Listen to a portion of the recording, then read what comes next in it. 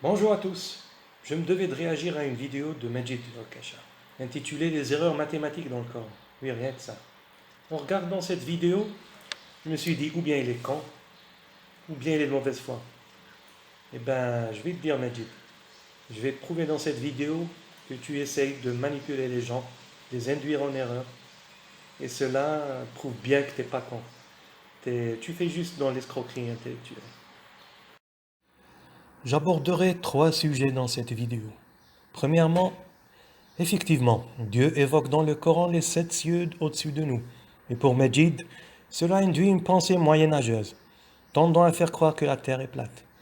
Regardez dans ce schéma, déjà utilisé par lui. J'ai juste rajouté les flèches. Chacun de ces points est situé au-dessus de nous, au-dessus de la terre. Preuve donc, au contraire, que la citation dans le Coran est celle qui correspond le mieux à une terre sphérique. Parce que toi, Majid, tu crois que les flèches du bas n'indiquent pas des points situés au-dessus de nous. C'est toi qui ne penses qu'à la France ou à Paris. C'est ça la pensée moyenâgeuse. Deuxième sujet à traiter, donc, c'est l'héritage. Tu t'es attaqué à un principe en vigueur depuis des siècles. Tout le monde travaille avec, sans jamais avoir de problème. Il existe plusieurs cas différents, qui induisent chacun un pourcentage différent d'héritage à remettre aux membres de la famille du défunt. Et tu viens amalgamer entre 2 cas distincts, par ignorance ou bien par mauvaise foi. Je vous montre donc 2 diapos. Voici la première.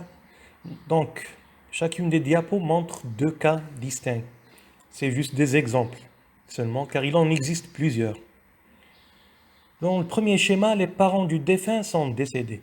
Il a laissé des filles et un garçon. Le garçon recevra le double de la part d'une fille. Dans cet exemple, nous avons 4 filles et un garçon. Chacune recevra donc le 6e de l'héritage, contrairement au garçon qui recevra le tiers. Dans le deuxième schéma, nous avons la même disposition que pour le premier schéma. Des filles et un garçon. Sauf que cette fois-ci, les parents du défunt sont vivants. Ils doivent donc hériter également. Chacun des deux recevra donc le 6e de l'héritage. Chaque fille recevra le 9e. Quant au garçon, il recevra le double, donc de la part de la fille. Donc 2/9 de cet héritage. Regardons de plus près la deuxième diapo. Donc le premier schéma. Le défunt a laissé une fille unique, et ses parents sont toujours vivants.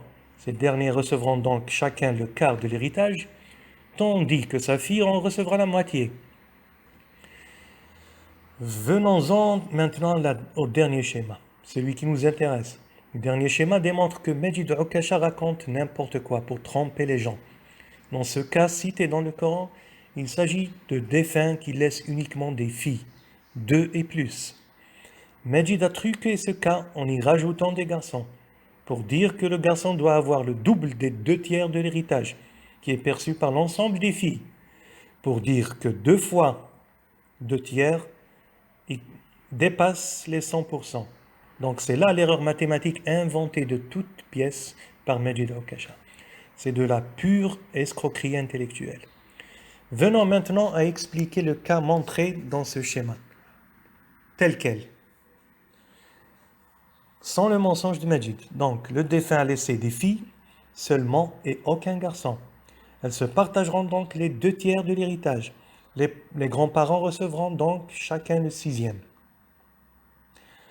Pour finir donc avec cette intervention, j'ai voulu donc donner un exemple d'un fait scientifique prouvé au XXe siècle, qui avait déjà été mentionné et révélé des siècles plus tôt dans le Coran, à savoir l'expansion de l'univers.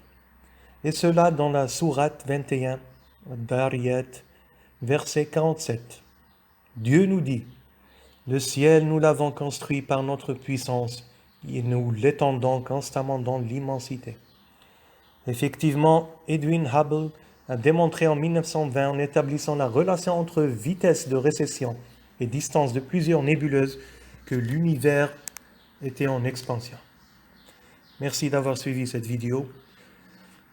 Au revoir et à la prochaine.